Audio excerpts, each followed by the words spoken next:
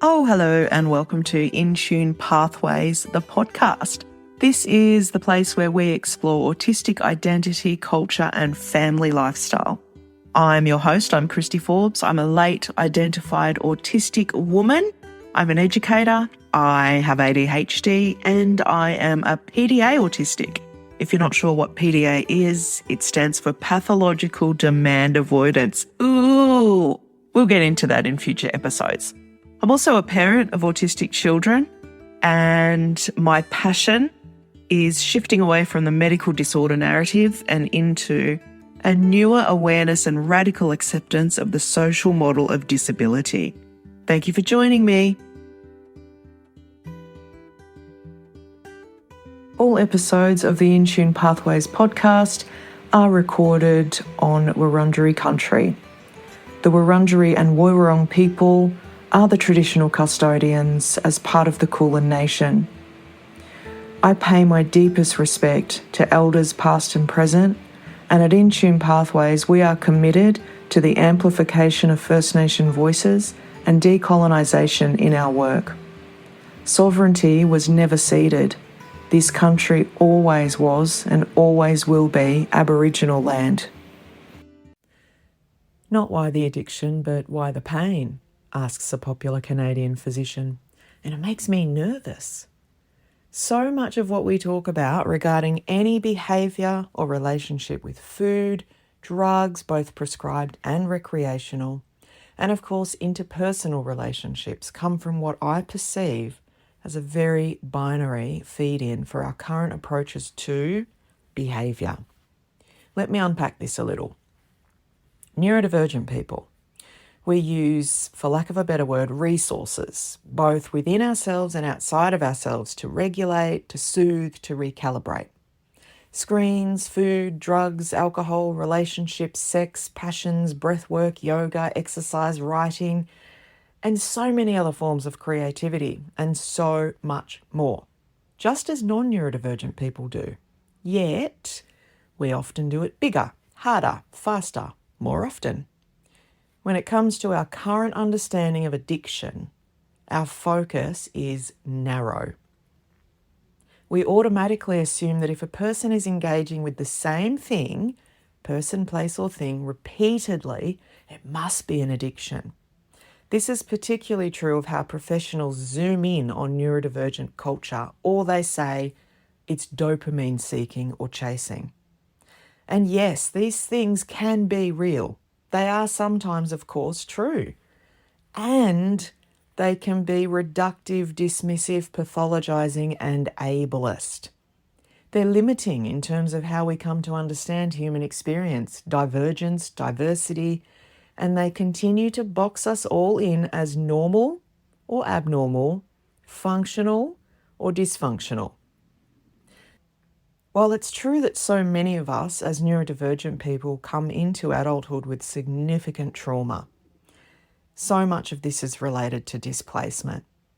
Displacement being the disconnection from ourselves and who we are born to be as whole and complete.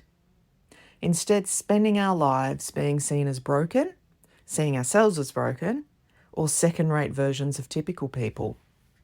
Therefore, we're always seen as more prone to addiction, rather than having a completely divergent neurobiology, not just a different way of thinking and processing. Therefore, sensing divergently on emotional, physical, sensory, energetic, and spiritual levels. This in itself can be painful, yes.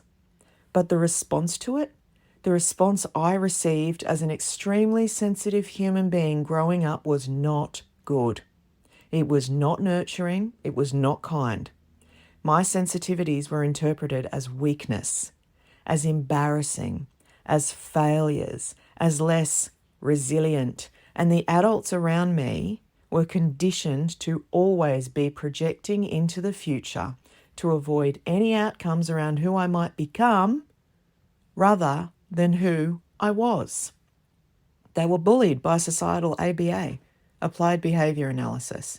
Everybody is inadvertently and advertently bullied by societal ABA. When you know from an early age that you are not acceptable and you find a means to change that, you cling to it. I grew up around a lot of alcohol, a lot, and I vowed to never drink. At 14, I found alcohol and I found freedom. I was able to magically appear typical. I could be uninhibited and loud, talk to anyone without social anxiety, and talk about my inner world. I could have fun, sing and dance, and be what I perceived as normal. I ended up in AA at 22 and got sober. And over the years, I continued to watch what I used to term alcohol obliterate my family. But now I say, I continued to watch my family seek belonging. Displacement is very real. It can result in a person not only feeling complete disconnection from the outside world, but a complete disconnection from the inside as well, to the point of depersonalization and derealization, which is very, very common for traumatized neurodivergent people. Yes, there is pain, absolutely, but it's not always that straightforward. There is pain from our sensory worlds that cannot be dulled without tools. One of my children has worn headphones every single day from the time they were 5 years old. And yes, we've been told many a time to wean her off as it's unhealthy.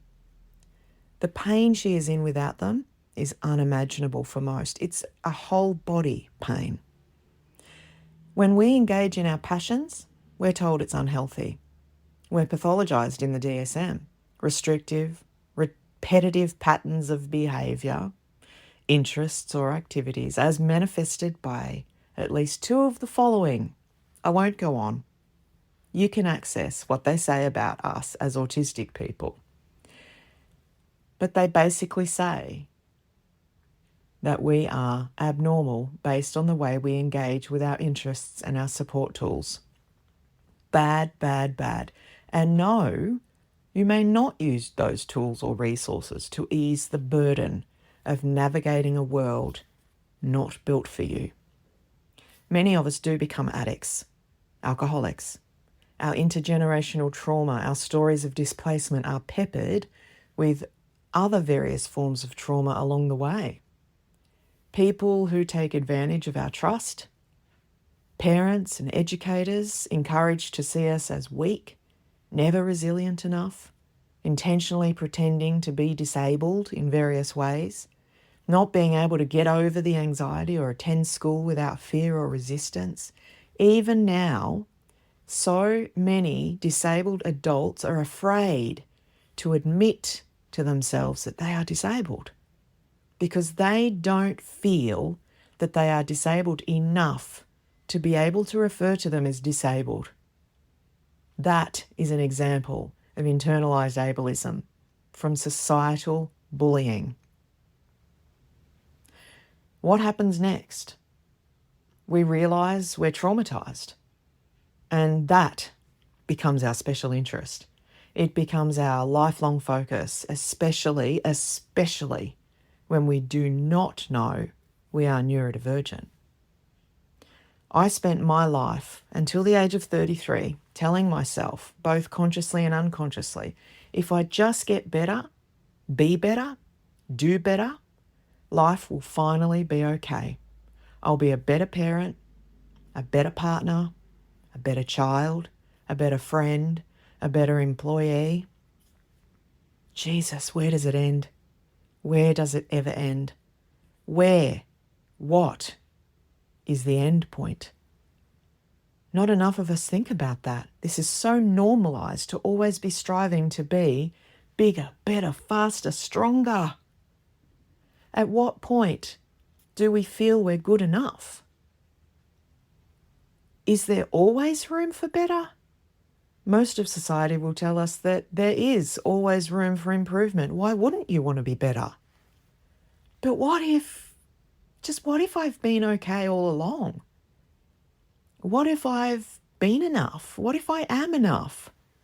What if this way of being, feeling deeply, thinking that runs for miles, needing processing time without saying additional, because it instantly others me and compares me to people who don't need a whole lot of time to think, is more than enough.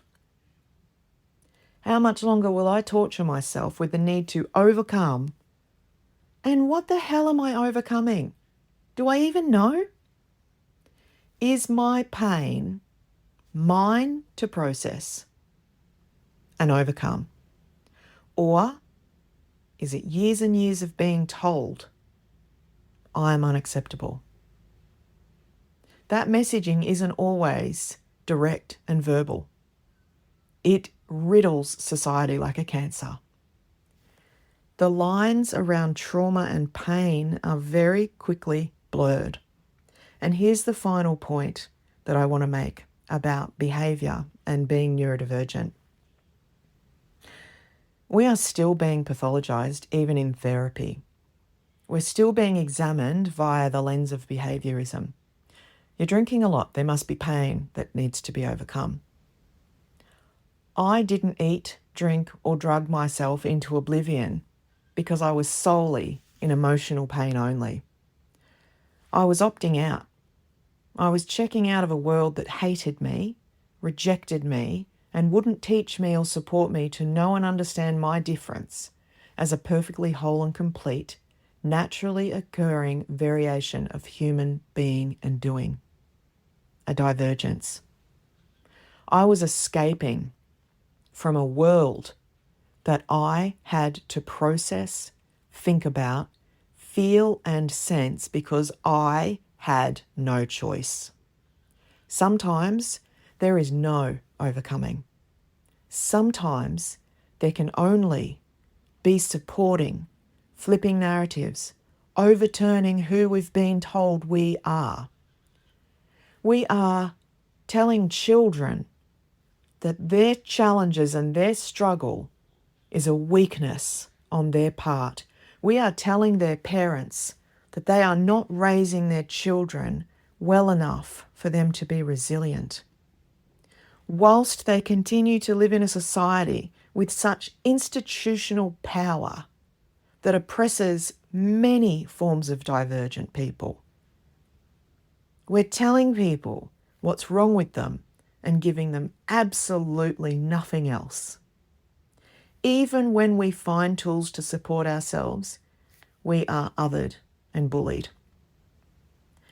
But what other tools do we have? I will always live with pain as a PDA autistic person. Always. And I can still be happy and whole. But I need support and I need community to be immersed in a world that normalizes my experience. What if my screen use, vaping, exercising, our relationships with food and eating, what if those things are not related to emotional pain that needs to be resolved or overcome, but sets of tools and supports we have discovered in the abandonment we have experienced as a result of societal rejection? What if in therapy all you have to offer me will never be what I need as a neurodivergent person? I've talked about it for over 30 years. I've talked about my pain. I've used CBT. I've used so many of the most recommended approaches. I've been immersed in trauma therapies with human beings who sat across from me truly believing themselves to be equipped to provide answers and solutions for me. And this is part of the problem. I switched from trying to overcome to working toward embodying my autistic self a number of years ago. And this is radical acceptance. Radical acceptance is not accepting children's behaviour unconditionally, as I see people discussing. It's not about behaviour. God, it's not about behaviour. Radical acceptance is when we're shifting away from trying to overcome what may not ever be overcome and finding ways to support ourselves inside of the pain, inside of the chaos. It's radical honesty. If I have 45 years of experience with myself, knowing this is how I think and feel, this is how I process, there is true wisdom in preparing for those moments where CBT isn't going to cut it. Imagine just living. I know, imagine it. Imagine just gardening or creating or showering or resting without hating ourselves for it because we should be doing something else, somewhere else. Imagine remembering that this is the only life we get to be who we are now. Imagine not being solely focused on how we support ourselves as either good or bad, instead of being curious.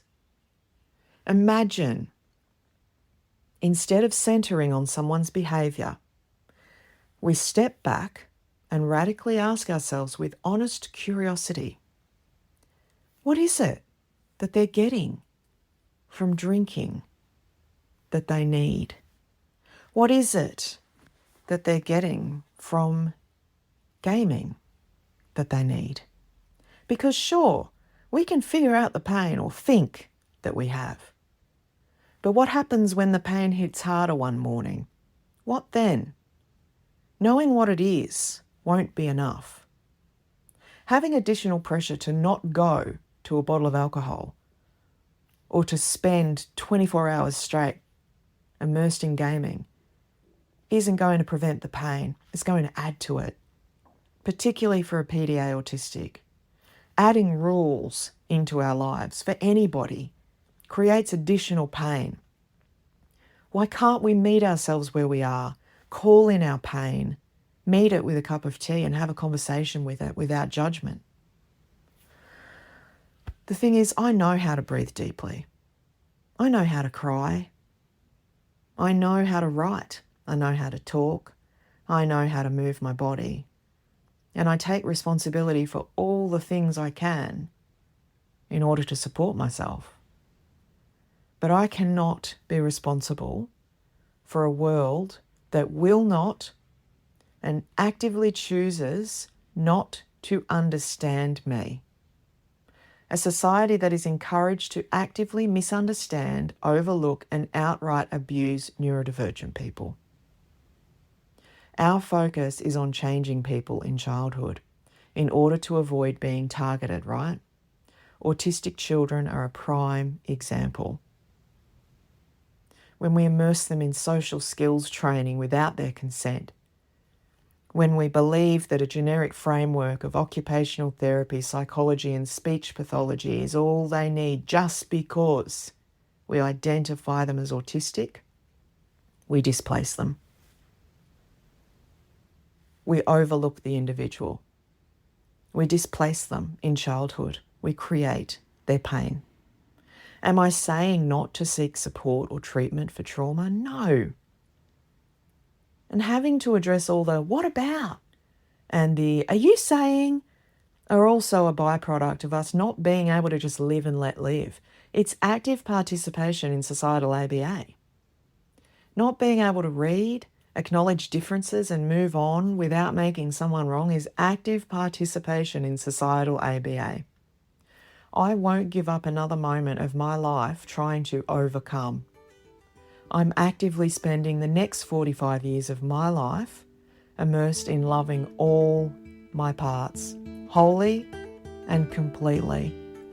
And whilst I know there is pain and there is trauma, I also know I'm okay.